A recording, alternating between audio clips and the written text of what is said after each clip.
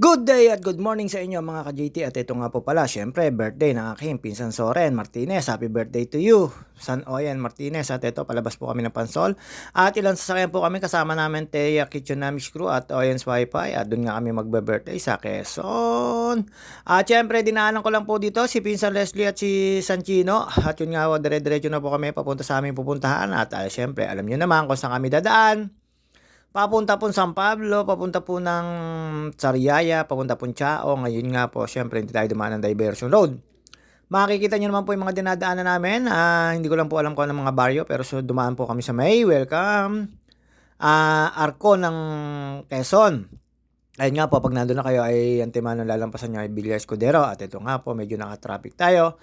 Parte na rin po ito ng papunta sa Pablo po. At alam nyo naman tayo, medyo napapasabak sa traffic pero masarap naman po magmaneho ng medyo malayo lalo't bago yung sasakyan nyo. At magkakasama na kami ni Sanchino at San Leslie at syempre nagkukwentuhan lang kami dyan tapos nauna na nga kami.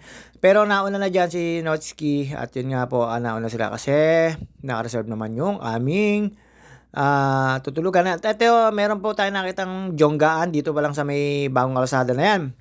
Pagkalampas po dyan, syempre, ito, nasa parte na po kami ng Papa San Pablo. Ayan ang mga kasama ko. Nakita nyo naman, kikisig po. Syempre, para mga don at don, mga kapulisan. De, joke lang po yun. Kasama po kami nagbabakasyon at birthday celebration ng kaming pinsan Soren.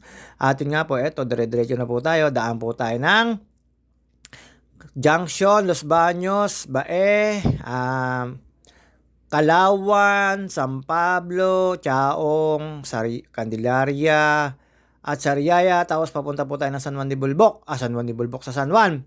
Pero hindi po ako dumando sa shortcut dahil malit po yung kalsada sa National Road po tayo dumaan.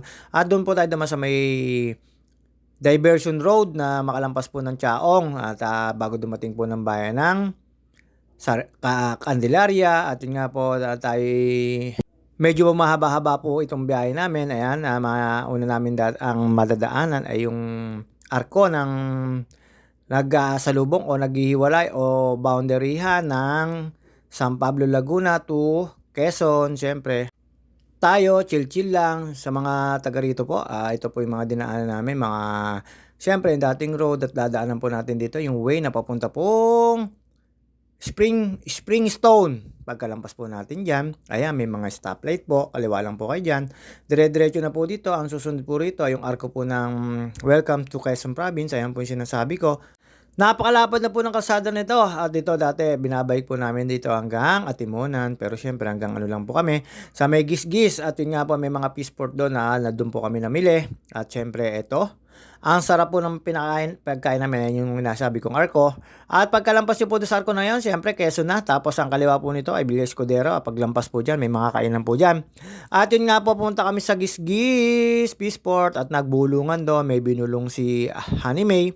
Ang sabi ni Honey May, pabakaw, pero hindi kami pinagbigyan. May mga bulungan kasi dito na kakain or bibili ng mga seafoods. Ayun nga po, marami rin po mga nanguhuli doon. At marami rin po nagbebenta doon. Pinaka-fishport po ng Gisgis yun. At ito, ayan po yung kalsada na madadaanan nyo naman po dito yung tulay na merong expressway na papuntang Bicol. Ayun nga po, pagka ilang taon na lang po ay pwede na hundaanan yan. At syempre dito, dire-diretso lang po tayo dyan. Tapos may dadaanan po kayo din diversion road. Hindi naman po kami dumaan sa diversion road kasi may tinignan kami. Dumaan kami sa bayan ng Chaong. Ayan, tapos paglampas po namin dyan, alam nyo na, hanapin lang po natin yung diversion road. Papunta naman ng San Juan, papunta naman po ng Gisgis. Meron po kasi mga diversion road na nadadaanan. At yun po ay mga pa-shortcut pero sa totoo lang, medyo malayo-layo yun. Compare sa mga old road na bayan-bayan na tapos may mga traffic. Kaya syempre, ayun lang po. Ayan, pagkalampas nyo po dyan, alam nyo na, ibig sabihin, nandito na kayo sa Chaong. Pagkalampas nyo po dyan sa Chaong na yan. Chaong ano po to, bayan. Hindi po ako dumando sa may diversion road at may bibiliin po kami dito. At syempre, pagkaliwaan nyo po dyan, hahanapin nyo na naman po ang diversion road na may papunta po ng sa San Juan, tapos diretso po ng Lutukan. Ayun po yung mga diversion road na hindi na po kayo dadaan ng bayan para hindi na po kayo matraffic. Minsan po may nagdadaan bus pero kalimitan po dumadaan dito ay mga pambiyahe at yung mga private vehicles para hindi na po madadaan ng bayan-bayan at hindi na po matraffic. At pagkalampas po doon, eto, syempre, nandito na po tayo sa National Road. Napakahaba nito National Road na to, makalampas po ng Chaong na yan.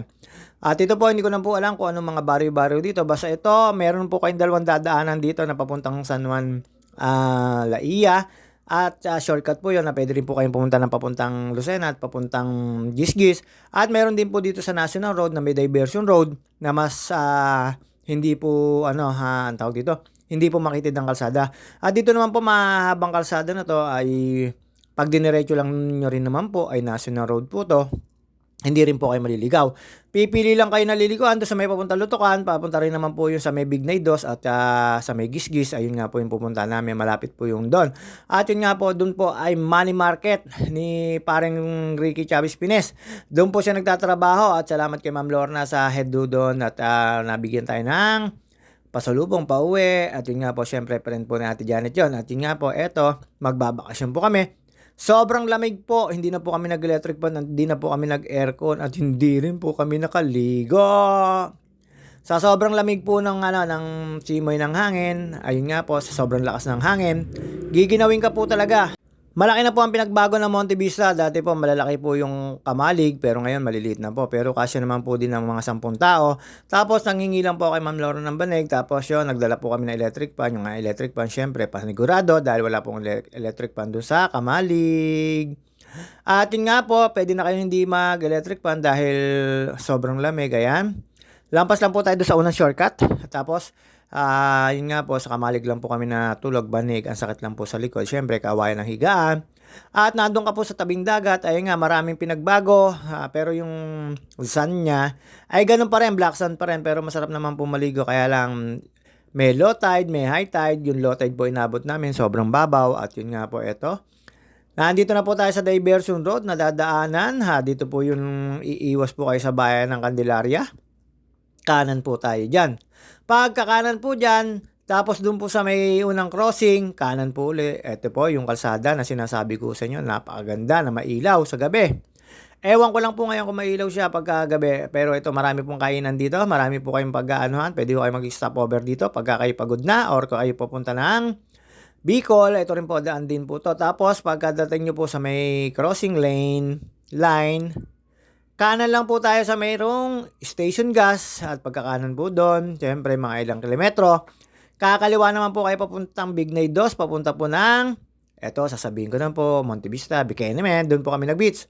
At yun nga po, naka-reserve kami doon. Pagpasok nyo po doon, talaga naman makikita nyo, mayroong barko. At ayan, eto pong kahabaan na to ay diversion road. Kalimitan po nabdaan dito ay mga pambiyahe, private vehicles. Yung mga pampasahero po, hindi ko po nakikita rito kasi may mga bayan dapat silang daanan at doon po may mga sakay at nababa. Dito naman po pag kayo dumaan, hindi naman po kayo maliligaw, dire-diretso lang din yan. Ang labas din po niyan ay papuntang Lutukan, National Road po uli, sa may bayan-bayan. At ayun nga po, eto, syempre makikita nyo na po yung signage na yan, yung green na yan kahit medyo malabo. Crossing na po yan, ibig sabihin po niya, pakaliwa ay papuntang bayan ng Candelaria at ang kanan ay papunta naman ng San Juan. Pag kanan nyo lang po dyan, may gasoline station yan, tapos meron pong matabang pisngi doon, bago po yung matabang pisngi na yan, nakainan na yan. Kanan lang po tayo dyan, dire-diretso lang po yan, pag in-straight nyo naman po ito, papunta naman po Batangas, tapos papunta po San Juan. May daan din po doon sa kabila niyan, manggagaling ka dyan sa kabila, tapos papapunta rin po doon sa pupunta namin. Ito po, yung pagkanan nyo po dyan, medyo kukonting kilometers na lang. Hindi ko alam kung 3 o 4, 5. Basta yun, higit kumulang sa 5 na kilometrahe. Meron po kayo makikita ng signage uli na crossing na medyo parang patay pa sa diversion road yung nasa kanan. Kakaliwa naman po kayo, mapapuntang Bicol, papuntang Lemery. At yun nyo, ilang kilometro na lang ay malapit na rin po doon yung mga paliguan. Marami pong beach kasi doon. At meron pong Peaceport sa Gisgis. At pwede ho kayo mamili.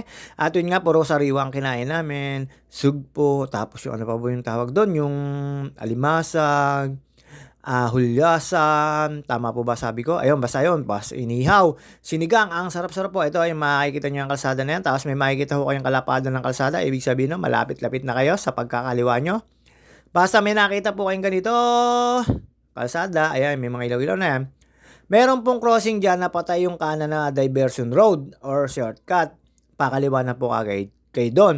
May signage na papuntang Bicol, Lucena, kaliwa po kayo doon. Yan, hindi na po kahabaan na yan. Pakaliwa na po tayo. And then, pagkakaliwa nyo po, ilang kilometro lang ay makikita nyo na po yung pinakamalaking signage ng Monte Vista at pasok na po tayo doon. At ayun nga po, kasi naman pala dahil di tayo nakaligo, medyo maasim-asim tayo pag uwi at sobrang lamig po. Hindi po nakakaitim yung panahon pero nakakaginaw po, nakakapanginig ng laman. Kumuha pa ako ng electric pan, yung pala hindi namin magagamit, sobrang lamig. Ayan yung signage na yan, na green. Ibig sabihin niya malapit na po kayo. Kakaliwa lang po tayo dyan mga ka-JT. At ito, hindi ko naman po alam kung anong way to. Pag dumiretso po kayo dyan, papunta po San Juan, Batangas yan, papunta po Laia. Ayan po yung sinasabi kong crossing na sa kanan na yan ay diversion road na hindi pa masyadong dinadaanan. Ito, madadaanan nyo po yung mga yan. Pag nadaanan nyo po ito, pag kaliwa nyo, medyo nalalapit na po kayo sa paliliguan namin. At yun nga po, pagkatapos po nun, makikita nyo po yung signage na yan. At dito po kami magtatampisaw. Pagkarating po namin dito, tinanong lang po kami, syempre, binanggit namin yung pangalan ng kapag-reserve. At yun nga po, sa sobrang saya rito, kami-kami lang din. Nagtayo ng tent, pero hindi naman nagamit yung tent kasi umulan, ng dito, na malakas. Kanan lang po tayo, tapos kaliwa. Pag makikita nyo po dyan yung barko na ginawa, pero hindi po siya barko kasi po siya, building. Hindi ko po alam kung anong meron dito, bakit merong barkong dito na gawa sa semento. Ayan, tigil lang po kayo dyan, tapos tatanungin kayo. At pagkatapos po doon, ayan po yung makikita nyo, may helicopter, meron po mga gadget dyan, pero hindi naman po nagagamit, design lang. Ang lapad po nito, tapos ang laki po ng ginanda, may swimming pool po dito, at meron din pong beach, at syempre medyo mababaw na po yung beach dito, tapos dati po meron po mga harang-harang dito, malaki na po dinidevelop ng mga rooms at yung entrance. May mga activities din ba? Hindi ko po alam. Basta alam ko, nakita ko lang po, bilyaran. And then, siguro, pag magre-rent kayo ng volleyball, at may basketball court, dalawa yung basketball court dito. Hindi lang kami nakapaglaro kasi sobrang lakas ng hangin at malamig. Ayan, ang unan yung dadatnan. May nakasalubong po tayong bus. Yan pong kulay pula na yan. Style po niyan ay barko. Yung nasa kabilang yan. At dito po, ayan, makikita nyo po, may meron pang helicopter, may chopper, ayan po, nasa kanan. At ayun po, dire-diretso lang po yan. Pagkadating nyo po sa dulo, kaliwa lang po kayo, ayan. Makalampas po niya ng red na yan. Ayan po, yung nakaukit na yan, barko po yan, kulay parang gray na yan. At syempre, ang ganda naman po ng pambubunga dito, lalo po doon sa loob. At may mga magaganda rin naman po, may kamalig, kung tawagin namin dati. At meron din po mga rooms. Depende na lang po sa gusto nyong i-rent. Hindi ko lang din po natanong kung magkano dito, syempre. Tingin na lang po kayo sa page nyo. Tapos may mga kapitbahay din po to na beach. Ayan, nandito kami sa kamalig, dyan na po kami tutulog, dyan po kami nilamig. At dyan din po kami nagising. At syempre, paggising at pag natin, tambay-tambay lang po tayo dyan. At yun nga po, eto, habang nakatambay kami dyan, nagkukwentuhan kami nila kaya at tinapisan Gino at na San Leslie. Syempre, huli pero di kulong. Ayan, nakita nyo naman po, after po rito. Syempre, kain kagad, kain uli, kain tulog. Yan po nangyari sa amin dyan. Ayan po yung mga facilities nila. Pero dito kami, yan, kamalig na yan, may higaan po yan. Nakita nyo naman po yan, ayan na po yung beach. At syempre, ayan, ikot-ikot lang po tayo. At kinabukasan po ng umaga, ayan po yung kamalig, medyo malikot lang po kasi sobrang lakas po talaga ng hangin, hindi ko po makontrol yung kaselpunan. Ayan po yung kamalig na inan namin. Tapos ayan po yung mga room sa likod. At pagkatapos po nito, kinabukasan, syempre, naglakad-lakad tayo at may mga namiwas. At yan, medyo napakalamig po talaga. Ayan, low tide po kinabukasan ng umaga. Tapos ay naglakad po tayo. Hindi po tayo pagpawisan dyan kasi katatapos lang po ng ulan. Tapos bumuhusan naman po ulan dyan, mga ka-GT. Syempre, hindi na po magtatagal ang ating video. Hanggang dito na lang po tayo. Inaabot na po tayo ng ulan dyan. Kaya po tayo bumalik na sa aming kamalig. Ayan, tinabutan ko lang po sila dyan. At tinignan kasi mga namimiwas dyan si Arlo at saka si San Gino. Pero nakita nyo naman po, ang dilim-dilim po ng kalangitan. At yun nga po, syempre, pagkatapos ko po dyan, bumalik na po ako. Medyo pumapatak na po yung ulan at medyo malamig. Kailangan po natin, baka tayo matunaw pagka tayo inaanuhan ng ulan. At yun nga po, see you on my next video. Hanggang dito na lang po yung pagbabakasyon natin. At Siyempre, papaling naman po tayo sa malamig kinabukasan ng Lunes. Babus po mga ka-JT. See you on my next video.